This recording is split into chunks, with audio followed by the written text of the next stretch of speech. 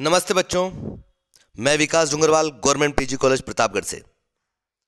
आज हम पढ़ेंगे अल्फ्रेड हेटनर के बारे में। ये जर्मनी भूगोलवेत्ता थे और भूगोल के विकास में इनका महत्वपूर्ण योगदान रहा है।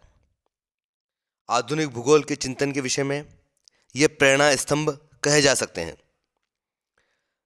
जर्मनी में भूगोल के नवचिंतन के विकास में उनका प्रभाव विशेष महत्वपूर्ण रहा है। हेटनर के जीवन के विषय में अपन बात करेंगे। हेटनर का जन्म पश्चिमी जर्मनी में 1859 ईस्वी में हुआ। वह अपने समय का एक ऐसा विद्वान हुआ जिसने प्रारंभ से ही अपने उच्च शिक्षा का लक्ष्य भूगोल का विशद एवं विवेकपूर्ण अध्ययन करना माना। भूगोल में उच्च शिक्षा हेतु उन्होंने हेले, बान एवं स्ट्रासबर्ग विश्वविद्यालयों में शिक्षण प्राप्त किया। प्रारंभ में यह किरचॉफ एवं फिशर के विचारों से प्रभावित हुए। उन्होंने 1881 में महान भूगोलवेत्ता जर्लैंड के निर्देशन में चिली एवं पेंटागोनिया का जलवायु एवं भूविज्ञान विषय पर की गई शोध पर डॉक्टरेट की उपाधि ग्रहण की। 1881 से पूर्व उन्होंने भूगोल के चिंतन एवं दर्शन पर भी कार्य किया। वह कई वर्षों तक रेडजेल के सानिध्य में भी रहे, फिर भी वह रेडजेल से अधिक रिस्तोफन से प्रभावित हुए। इसके अतिरिक्त उन्होंने कांट, रीटर एवं हम्बोल्ट की रचनाओं का भी गहराई से अध्ययन किया। 1981 में वह कोलंबिया, दक्षिण अमेरिका में ब्रिटिश राजदूत का शिक्षक बनकर गए।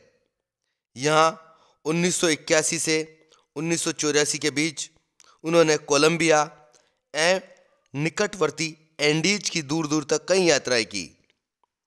उन्होंने तभी कोलंबियाई एंडीज की यात्राएं पर एक ग्रंथ लिखा।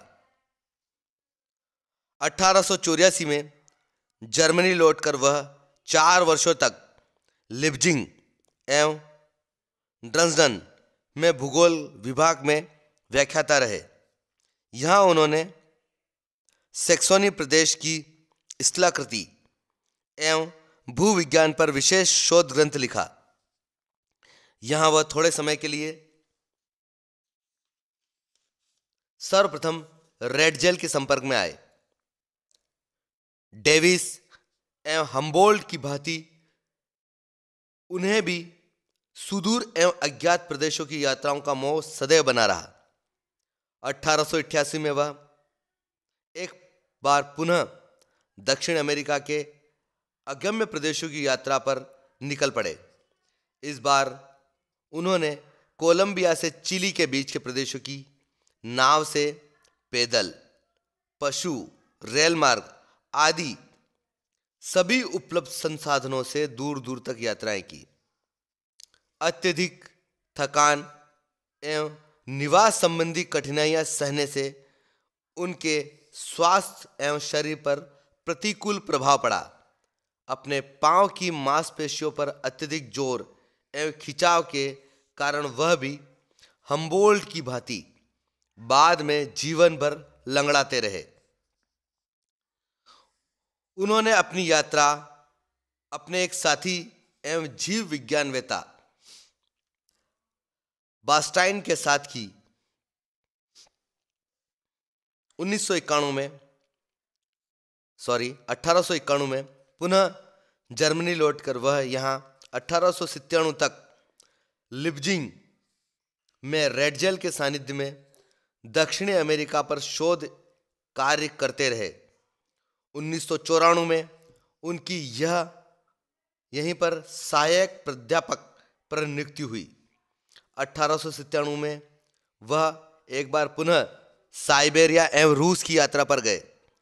यहां से 1899 में जर्मनी लौटने पर उन्हें हेडलबर्ग में भूगोल के प्राध्यापक एवं विभागाध्यक्ष पर नियुक्त किया गया। यहां वह पदास्वान काल 1928 तक कार्य करते रहे। यात्रा करने की रुचि बनी रहने के कारण हेटनर ने 1911 में उत्तरी अफ्रीका, 1913-14 में एशिया और उसके पश्चात बीच बीच में पश्चिमी यूरोपियन देशों की यात्राओं पर गए। पेशेल एवं डेविस से उनके सैद्धांतिक मतभेद बने रहने के कारण वह चाहते हुए भी संयुक्त राज्य अमेरिका नहीं जा पाए। हिटलर ने स्वयं अपने विस्तृत रचनाओं एवं अपने संपर्क में आए छात्रों एवं शोध छात्रों के माध्यम से भूगोल की अभूतपूर्व सेवा की। उनके सानिध्य में 30 से अधिक विद्वानों ने भूगोल में डॉक्टरेट की उपाधि प्राप्त की। हेटनर की कोई संतान नहीं थी। उनके लिए उनके छात्र ही पुत्रवत थे, जिन्हें उसने सच्चे स्नेह दिया। हेटनर के प्रिय शिष्यों में प्रसिद्ध भूगोलवेत्ता स्मिथेनर भी एक थे। भूगोल को देन। हेटनर ने हम्बोल्ट, डेविस एवं रिस्तोफन आदि विद्वानों की भांति विश्व के अगम्य, अज्ञात एवं सुदूर प्रदेशों की एशिया, अफ्रीका, दक्षिणी अमेरिका, यूरोप महाद्वीपों की यात्रा की। इसके साथ इन प्रदेशों से उपलब्ध ज्ञान का उपयोग एक सफल भूगोलवेत्ता की भांति नवीन विचार विकसित करने में किया। 1881 से अपने शेष जीवन काल तक उन्होंने बराबर भूगोल के दर्शन को जीवन संजीव बनाए रखा। इस हेतु वह निरंतर शोध पत्र लिखते रहे। उन्होंने अनेक रचनाएं लिखी एवं 1895 से 45 वर्षों तक एक भूगोल पत्रिका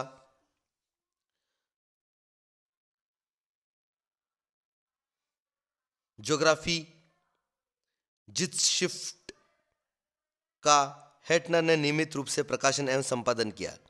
इस पत्रिका के माध्यम से उन्होंने जर्मन के प्रमुख विद्वानों एवं स्वयं के गतिशील एवं विकसित भौगोलिक चिंतन की जर्मन भाषा के विश्व के सम्मुख रखा। यह भूगोल की सर्वोत्कृष्ट सेवा थी। उसके कार्यों की हार्टशॉन ने मुक्त कंठ प्रशंसा की। हेटनर की रचनाएं। पहला, चिली एवं पेंटागोनिया के जलवायु एवं भूविज्ञान पर लिखा गया ग्रंथ, जो कि एक शोध ग्रंथ था 1881 में। दूसरा, दक्षिणी अमेरिका पर 1885 से 1888 के बीच लिखे गए लेखों का संकलन। 1888 में प्रकाशित ग्रंथ कोलंबियाई एंडीज की यात्राएं। तीसरा, 1895 में उनके ऊपर संदर्भित ज्योग्राफिश जिट्सशिफ्ट नामक जर्मन भाषा की भूगोल पत्रिका का संपादन एवं प्रकाशन प्रारंभ किया। इस पत्रिका में विभिन्न विद्वानों के शोध लेखों का भी समय समय पर प्रकाशन किया जाता रहा। इसका प्रकाशन उनकी मृत्यु के बाद भी 1943 तक चलता रहा। उसके पश्चात हेडलबर्ग से ही 1963 में प्रोफेसर पीफर ने इसका प्रकाशन पुनः प्रारंभ किया। 4, हेटनर का विश्व का प्रादेशिक भूगोल 2 खंडों में प्रकाशित हुआ। 1907 में प्रथम खंड यूरोप का प्रादेशिक भूगोल के नाम से और द्वितीय खंड 1924 में शेष विश्व का प्रादेशिक भूगोल के नाम से। एक बाद में दोनों ही ग्रंथ भूगोल का आधार के नाम से प्रकाशित हुए। 5वां, 1935 में उनका तुलनात्मक प्रादेशिक भूगोल 4 खंडों में प्रकाशित हुआ। छठा, 1905 में उन्होंने रूस के भूगोल पर एवं 1915 में इंग्लैंड का विश्व प्रभुत्व एवं युद्ध पर एक राजनीतिक भूगोल लिखा। सातवां, 1928 में उनका महाद्वीपों का धरातली स्वरूप प्रकाशित हुआ। आठवां, 1929 में एक और ग्रंथ भूतल पर सांस्कृतिक का प्रसार पूरा किया। नवा, अपनी मृत्यु से पूर्व उन्होंने विश्व का वृहद प्रादेशिक भूगोल ग्रंथमाला संपादित करने की योजना बनाई। जर्मनी के प्रमुख विद्वानों के सहयोग से पूरी की गई यह ग्रंथमाला 11 खंडों में प्रकाशित हुई। इसका अंतिम खंड उनकी मृत्यु के पश्चात प्रोफेसर क्लैट की देखरेख में 1941 में प्रकाशित हुआ। 10वां, 1895 से 1905 के बीच भौगोलिक चिंतन, दर्शन एवं विधि तंत्र पर लिखे गए विभिन्न पत्रिकाओं के लेखों को भूगोल, उसका इतिहास, लक्षण एवं विधि के नाम से संकलित कर पुनः प्रकाशित किया गया। 11, हेटनर की एक महत्वपूर्ण रचना उनकी मृत्यु के पश्चात प्रकाशित हुई। यह ग्रंथ मानव भूगोल के नाम से 3 खंडों में प्रकाशित हुआ। इसके अंतर्गत प्रकाशित प्रथम खंड का नाम भूगोल का आधार, द्वितीय का यातायात भूगोल एवं अंतिम खंड का नाम आर्थिक भूगोल था। इस प्रकार उन्होंने इन खंडों के माध्यम से भूगोल की नवविकसित शाखाओं का पर स्पष्ट रूप से प्रकाश डाला। चिंतन एवं अध्ययन विधियां।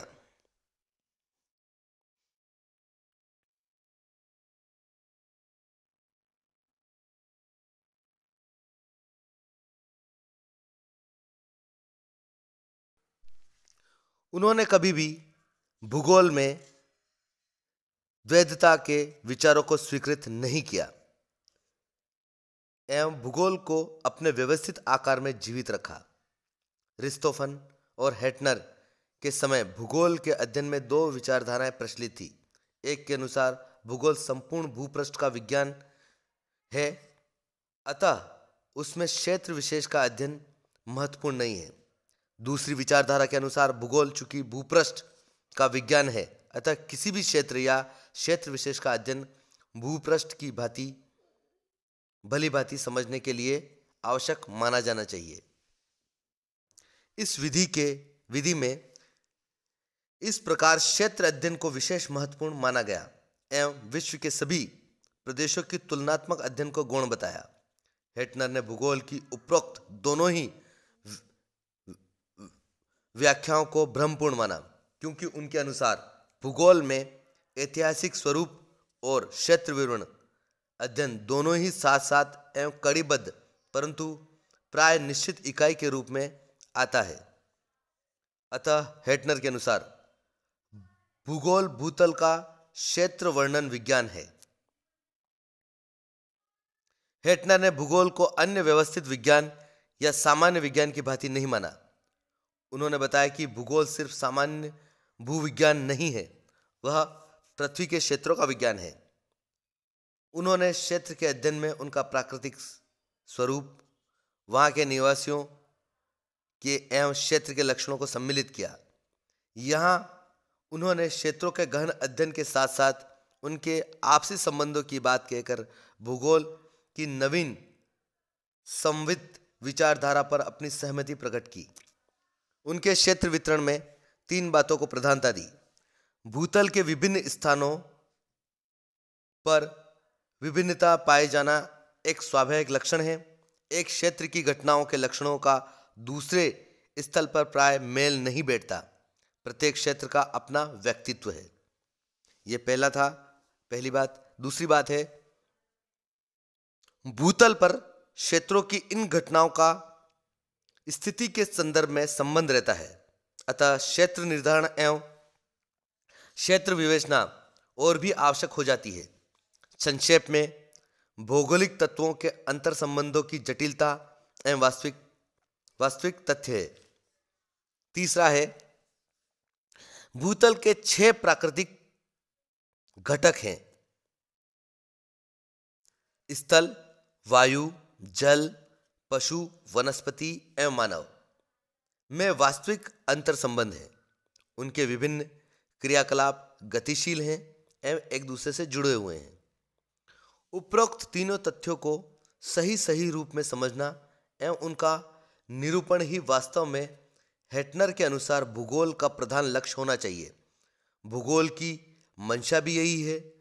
उन्होंने अपनी इस बात को स्थान स्थान पर सुस्पष्ट भी किया है। हेटनर के अनुसार अति प्राचीन काल से लेकर आज तक भूगोल का विशिष्ट अध्ययन भूतल के क्षेत्रों की विभिन्नताओं और संबंधों को सुस्पष्ट करना है। भूतल के चिंतन को स्पष्ट करते हुए उन्होंने अपने 1927 के लेखों एवं रचनाओं में बताया। हेटनर ने कभी भी कहीं भी भौतिक एवं मानव भूगोल की द्वैधता की मनोवृत्ति को स्वीकार नहीं किया। इसी कारण वह रेडजेल के चिंतन से प्रभावित नहीं हुए। उन्होंने साफ साफ बताया कि भूतल के क्षेत्रों के अध्ययन में मानव एवं प्रकृति दोनों ही अनिवार्य घटक हैं। इन तत्वों के अंतर संबंधों एवं उनकी गतिशीलता के द्वारा क्षेत्र के स्वरूप का निर्धारण किया जाता है। हेटनर के चिंतन को आगे बढ़ाते हुए हॉटशॉन ने क्षेत्रों के भौगोलिक घटनाओं की जटिलता को ही विभिन्न स्तरीय तत्व जटिलता कहा।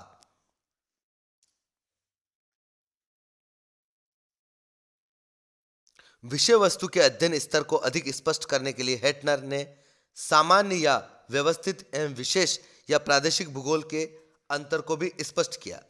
यहाँ उन्होंने वारेनियस का कथन अधिक तर्कसंगत प्रतीत हुआ। सामान्य या व्यवस्थित भूगोल में पृथ्वी तल की घटनाओं का विवरण आता है, अतः यह भूविज्ञान है। इस प्रकार यह भूगोल का महत्वपूर्ण अंग है। दूसरी ओर विशेष या प्रादेशिक भूगोल के अंतर्गत प्रदेशों के भौगोलिक तत्वों का सभी रूपों में विश्लेषणात्मक अध्ययन आता है। इस तथ्य पर हेटनर ने विस्तार से प्रकाश डाला है एवं भूगोल विज्ञान में चिंतन एवं विधि तंत्र की नींव रखी। आज के लिए इतना ही।